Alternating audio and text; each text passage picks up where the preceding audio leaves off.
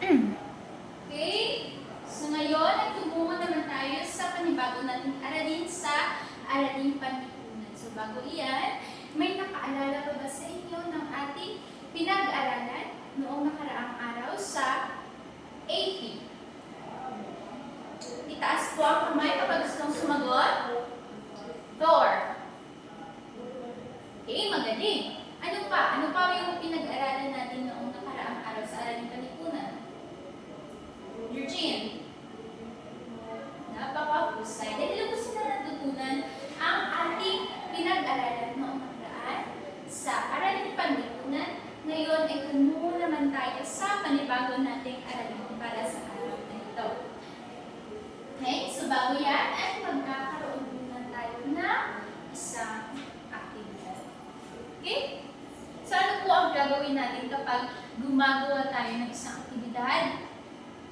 Magbigay ng isa, Marcho. Magbigay din ng isa, Ella. Ano pa? Mermaid. Okay, ano po ang gagawin natin sa mga pamantayan nito?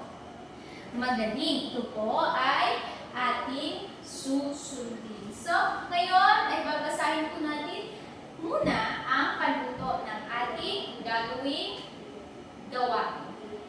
So, lahat po ng mga babae pakibasa ng ating panuto.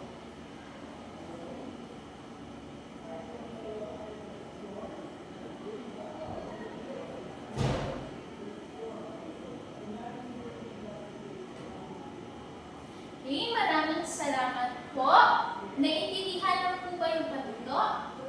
Wala po ba kayong mga katanungan? Magaling kung gano'n. So, ngayon ay bibigyan ko ang bawat grupo na puzzle o kapiraso ng puzzle at ang gagawin niyo po lamang ay buuin ito. Pagkatapos ay gumawa kayo ng paliwanag kung ano ang nabuo niyong puzzle. Okay? Naintindihan na po ba? Bibigyan ko lamang kayo ng 5 minuto sa pagbuo ng puzzle. Pero kapag nakatapos kayo ng hindi pa 5 minuto, okay lang. Itaas naman po ang inyong kamay at taas naman po ang inyong mga kamay kapag tapos na kayong bumuo ng inyong puzzle.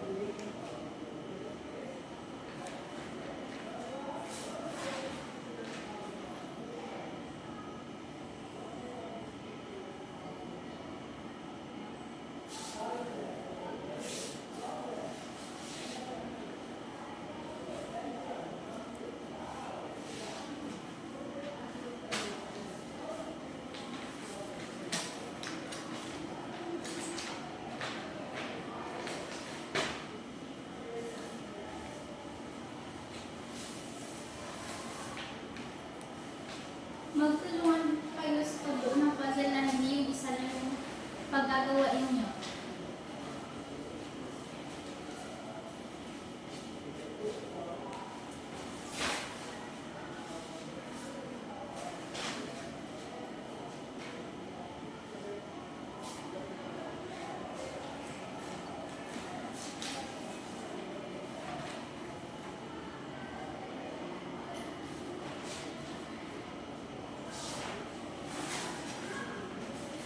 Mayroon na lamang po kayong 3 minuto.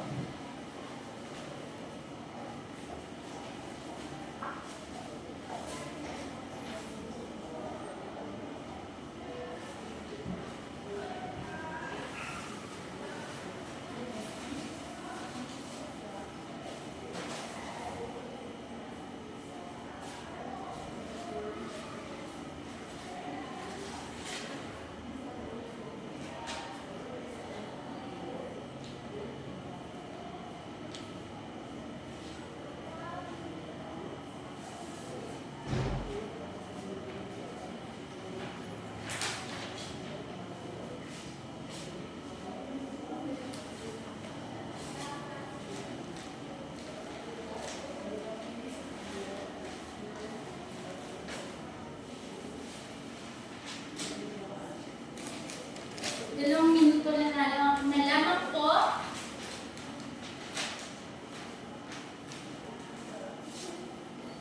Pagkatapos yung buuin ng puzzle ay susulat pa kayo o bumuo pa kayo ng paliwanag tungkol sa puzzle na hindi nabuo.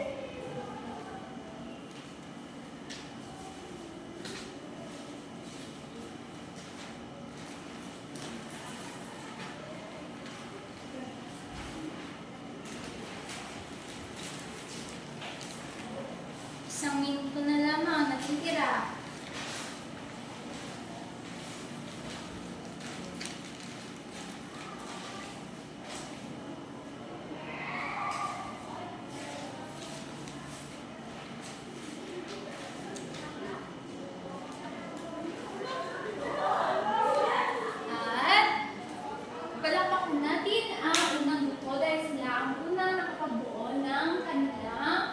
Puzzle. At tayo po muna natin ang pangalawang grupo dahil malapit na rin po sila matapos.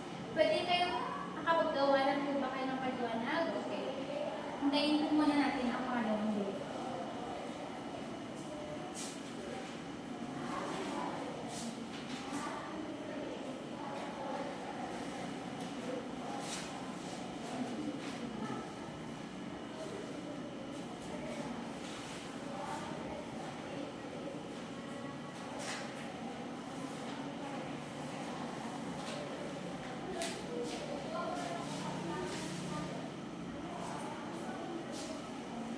Okay, tapos na ang dalawang grupo sa pag-puzzle na kanilang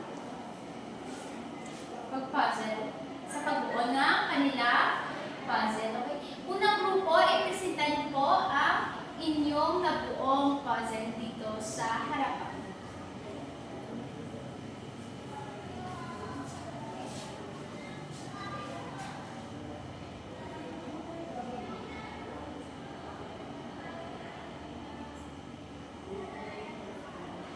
Magaling! Unang grupo, kaya pakanto natin ang unang grupo. Kayo naman po ang magpresenta pangalawang grupo sa harapan.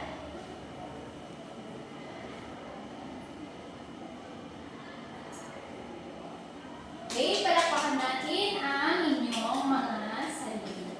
So,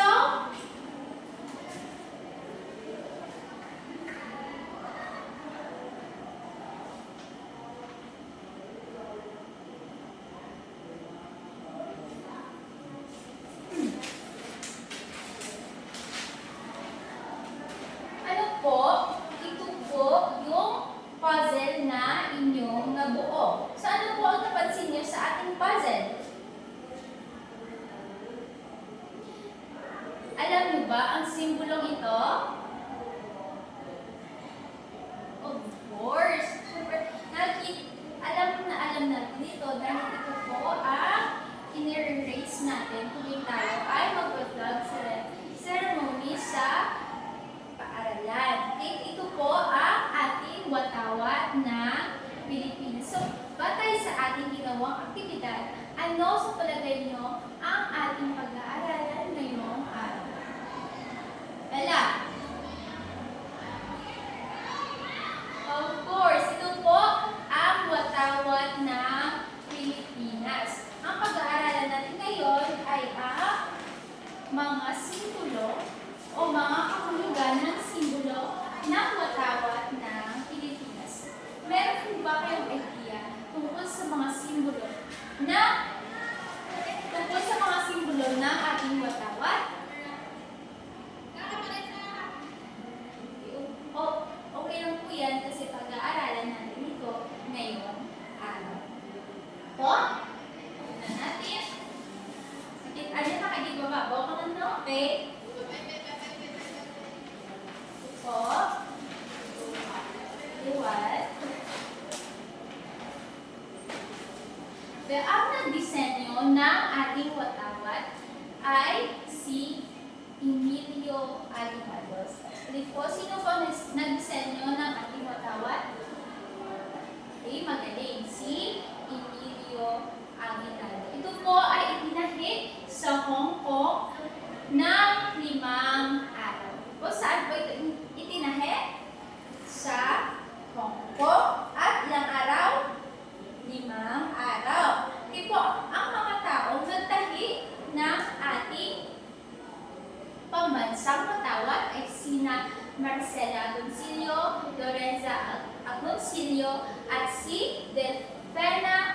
nerbo sa aktibidad. Ulit, sino po yung nagtahin ng ating watawat? Eugene? Tayo di sa baba, mula sa tumati. Okay, Lord, Nicole. Okay, magaling. Si Marcela Agoncillo, Lorenza Agoncillo, at si Delfina Herbosa Natividad. So, ngayon po, dahil alam na natin ang pinagmulan ng ating watawat, ay alamin natin ang mga simbolo nito. Okay, so, unang-una, ang araw. Ang araw po ay nagsisimbolize ng kaliwanagan ng isip. Ano po ulit ang isinisimbolo ng ating araw sa ating watawat? Ay, hindi ko nagkakita. Okay. Ikaliwanagan ng isip. Ngayon po, ang kulay asul naman sa ating watawat ay nagsisimbolo ng kapayapaan. So, kapayapaan po ang sinisimbolo ng ating asul na sa watawat. Okay, ano po ulit yun? Kapayapaan. Next naman, dito sa kanan ay ang pula. Pulang kulay ng ating watawat. So, ang sinisimbolo ng ating kulay-pulang watawat. Okay, sandali lang po ah. Ang sinisimbolo ng kulay-pulang simbolo sa ating watawat ay kagitingan naman. Kung ang kulay asul ay kapayapaan at ang kulay pula naman ay kagitingan. Okay, magaling. Ito naman po, ang kulay puti sa ating watawat. Ibig sabihin nito, kalinisan ng puri at dangal. Kaya ano po ulit? Kalinisan ng puri at dangal. So, meron pa kayong idea kung ano yung sinisimbolo ng tatlong bituin dito sa ating watawat? Itaas po ang kamay kung gustong sumagot. Ella.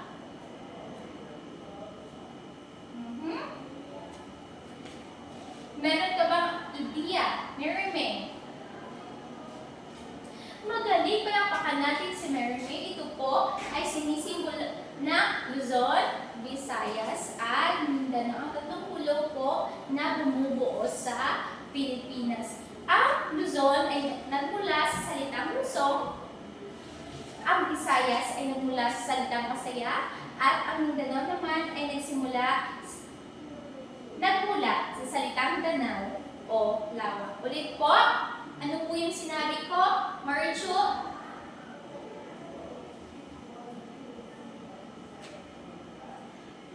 Okay, magaling. Ngayon naman po, ang 8 rays sang aton nga sa kabalukang, meron ba kayong idea kung ano ang sinisimbolo nito? Ito po ang 8 lalawigan na naghimagsik para sa kapayapaan ng Pilipinas. At makinig po kayo ng mabuti ha, ito po ang 8 lalawigan. Manila, Bulacan, Rizal, Nueva Ecija, Bataan, Laguna, Batangas, at Cavite. Ano nga po ulit yun? That's a good teacher. Okay, liwat. Kumuha po kayo ng ballpen ballpen at notebook. Okay? Liwat ha? Ang sinisimbolo po ng 8 sinag ng araw ay ang 8 lalawigan na naghimagsik para sa kapayapaan at para sa kalayaan ng Pilipinas. At ito po ay ang sumusunod: Manila, Bulacan, Rizal, Nueva Ecija, Bataan, Laguna, Batangas, at Cavite. Kuha po? Okay, magaling. Ano po ulit ang 8 lalawigan na naghimagsik para sa kalayaan ng Pilipinas? Sabay-sabay na sabihin.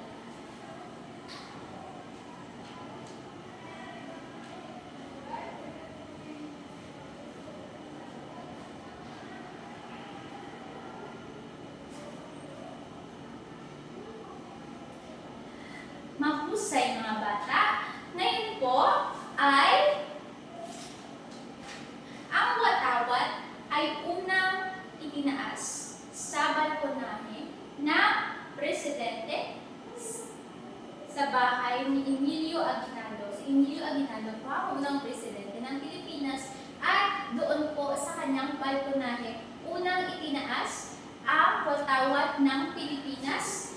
At ito po ay noong Hunyo 12, 1898. June 12, 1898 po, unang itinaas ang watawat ng Pilipinas. Ulit po, kailan po itinaas? Kailan po unang itinaas ang watawat ng Pilipinas? Mermaid. Ano nga po ulit yun, Virgin?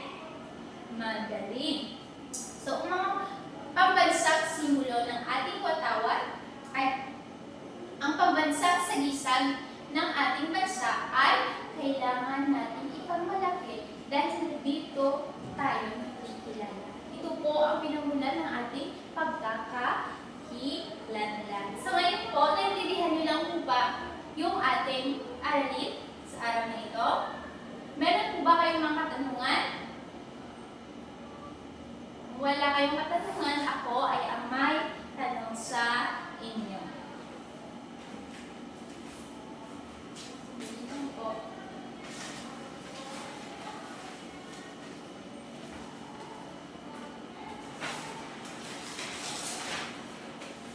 Okay. Sino ang nagdisenyo ng watawat ng Pilipinas? Sino nga po ulit ang nagdisenyo ng watawat ng Pilipinas? Ella.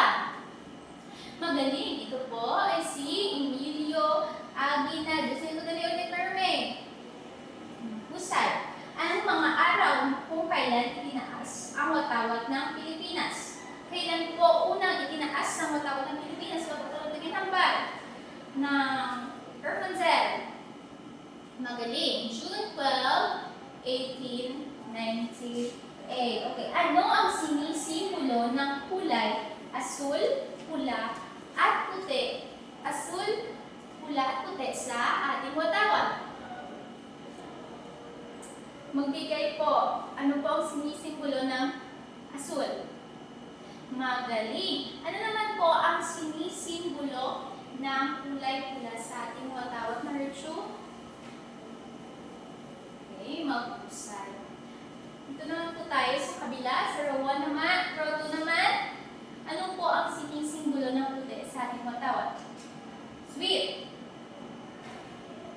Napaka-husay. Ano ang kinakatawan ng tatlong bituin sa ating watawat? At pagkaliwan ang tatlong bituin sa ating watawat, ano po yung sinisimbolo? Magaling. Luzon, Visayas, at Mindanao. Okay, dito tayo. Ano ang 8 lalawigan na unang naghimagsik para sa kalayaan ng Pilipinas? At ito po ang sinisimbolo rin ng 8 sinag na araw. Ano po yun?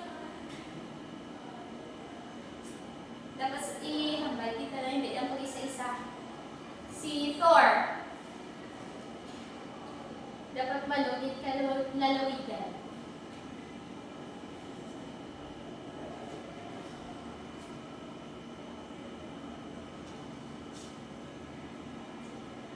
Okay, magaling. Sino-sino ang mga taong nagtahi ng ating watawat? Sino yon? Tatong tao yon. Sino?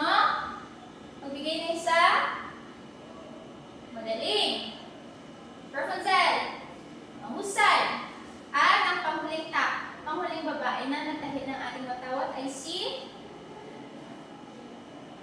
Okay, magaling si Delfina Herbosa. Natigilan po. Ilang araw po itinahi ng tatlong babaeng ito ang ating watawat? Ano, Joy? Magaling. So, saan po itinahi ito? Wala, dali ka gumagaw. Si Sweet. Sa Manila din tayo. Or lagi dito sa unahan pala. Okay, Sino po makatulong kay Sweet? Si Rapunzel. Magaling. Ito po ay tinahik sa Hong Kong. Sa ngayon po, wala na po ba kayong mga katanungan? Naiintindihan ng ba ang ating aralin? Okay, magaling po. Ngayon ay magkakaroon na tayo ng isang aktibidad upang lubos nyo malaman ang mga simbolo ng ating watawat. So, babasahin po natin ang panuto. Lahat po, ibasa.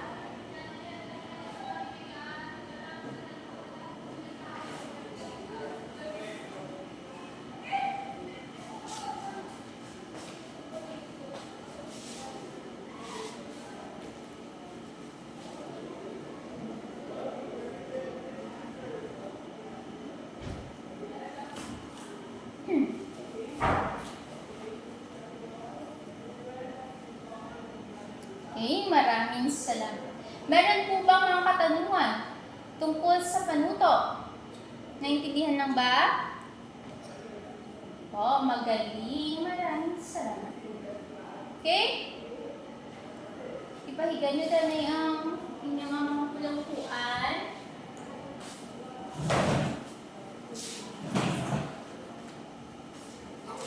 Ito, para madali po, ito po ang unang grupo at ito ang pangalawang grupo po. Dito po, gumawa ng linya ang unang grupo at dito po ang pangalawang grupo. Ako po ang magbibigay ng simbolo ng watawat at kunin niyo po, hanapin niyo po sa unahan ang kinakatawan nito sa kakono. Pagkatapos po ay ididikit niyo rito po sa watawat na nasa pisara. Idikit niyo dito. Okay? Magbibigay po ako ng simbolo. For example, sasabihin ko, walang sinag ng araw. Pagkatapos, hanapin niyo dyan sa unahan kung ano ang kinakatawan o sinisimbolo ng walang sinag ng araw. Pagkatapos, ay idikit niyo rin sa araw na larawan sa unahan. Naintindihan lang ba? Okay? Unang simbolo. Tatlong bituin. Ano po ang kinakatawan ng tatlong bituin? Okay, magaling. Ang unang grupo ang nakahanap at nakadikit ng tawa sa pisara. Okay lang yan. Pangalawang grupo, bumawi kayo po sa ikalawang simbolo.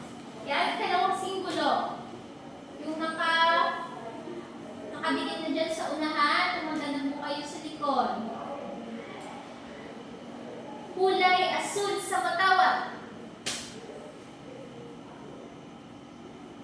Po ang sinisimbolo ng kulay asul sa watawat.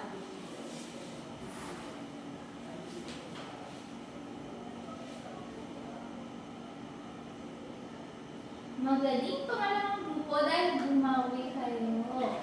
Ito po ay kapayapaan. Ngayon may puntos na po ang una at pangalawang grupo. Pangatlo.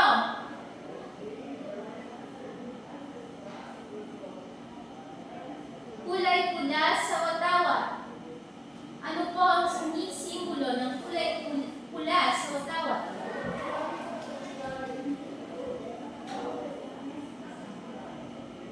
Magaling unang grupo. Meron na kayo dalawang puntos. Ito po ay kagitingan. At kulay puti sa watawat. Ano ang sinisimbolo ng kulay puti? Kapag tapos na kayo magdikit dyan, ang tapos na pong magdikit sa pisara ay pumunta na sa likod.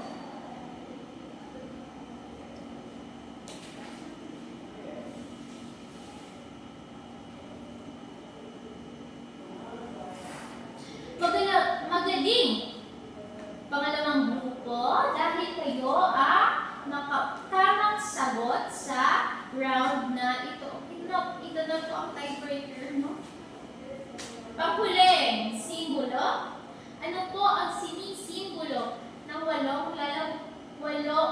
walong sinag na araw sa Watawan. Hanapin nyo na po dyan sa harapan, dikit sa pisara.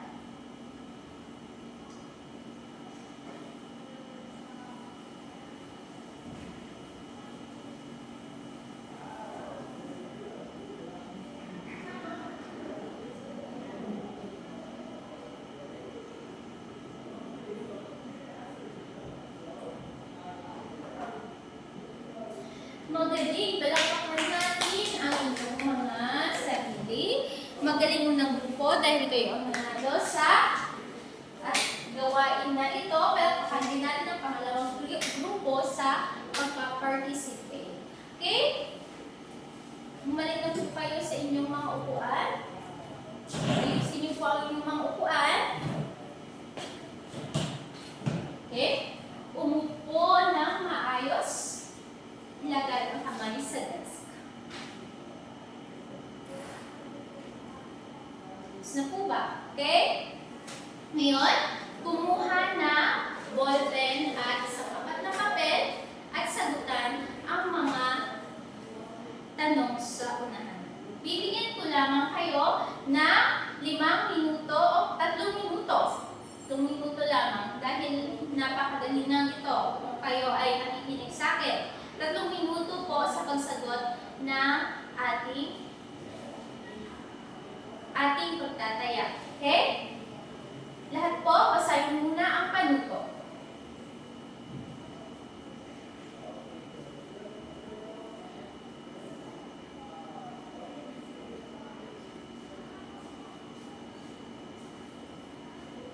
So, meron po bang katanungan tungkol sa panuto? Naintindihan lang ba? Okay, magaling. Bibigyan ko po kayo na 3 minuto. Sorry po, 3 minuto lang.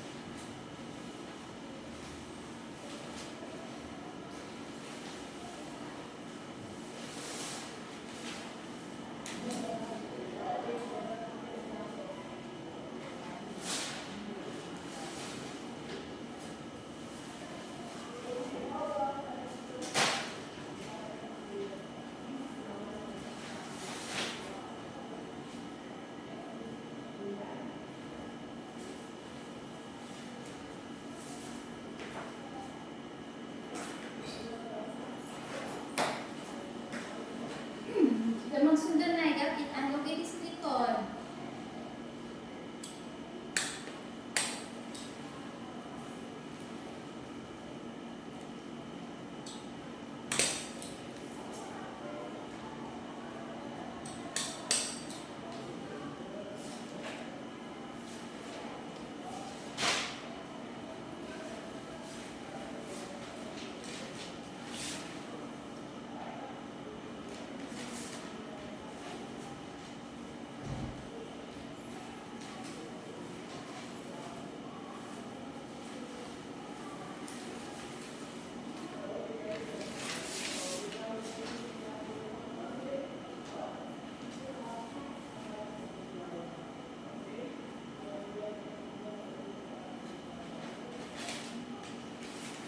Okay, time's up. Itaas ang mga ballpen. Wala na ako dapat makita na nagsusulat. Exchange your papers with your seatmate. Answer number 1, Ella.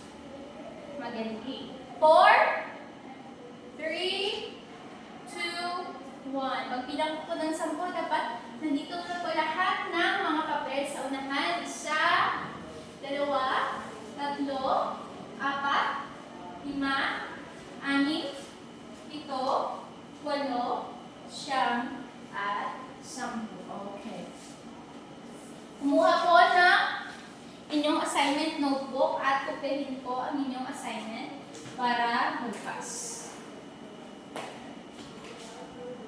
Basahin po ang panuto. Iguhit ang watawat ng Pilipinas sa malikhaing paraan at lagyan ng wastong label.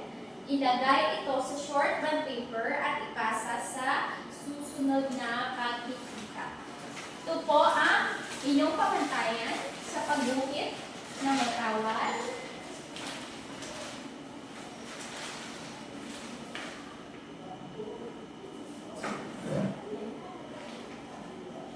Maaaring kong picturean o kapihon niyo.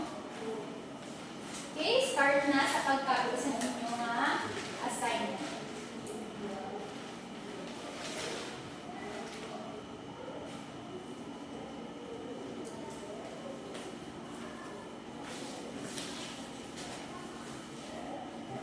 Minutes lang na.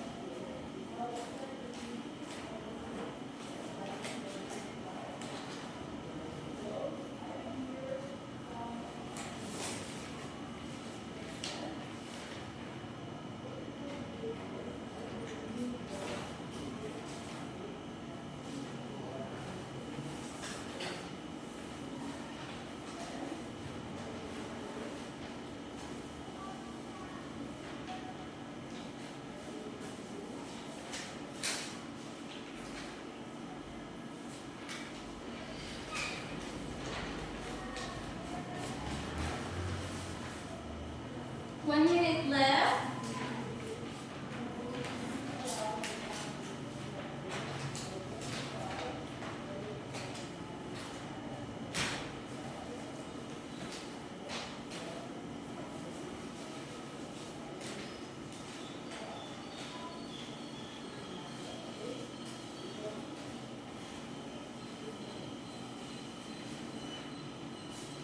And time is up. Ilagay ko na po ang inyong mga notebook sa inyong mga bag.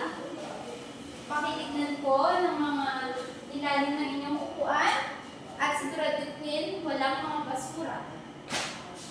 Pakiayos na rin ang inyong mga upuan.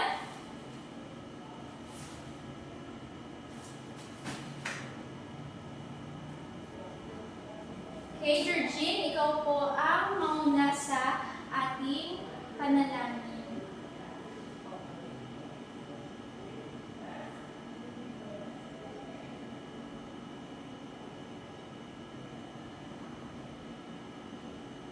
Amen. Okay po, maaari na kayong umuwi. Pagmanyaga na sa inyong mga balay. Imabalik karon sa hapon ha. Kay may klase pa ta. Okay? Yun naman po. Salamat at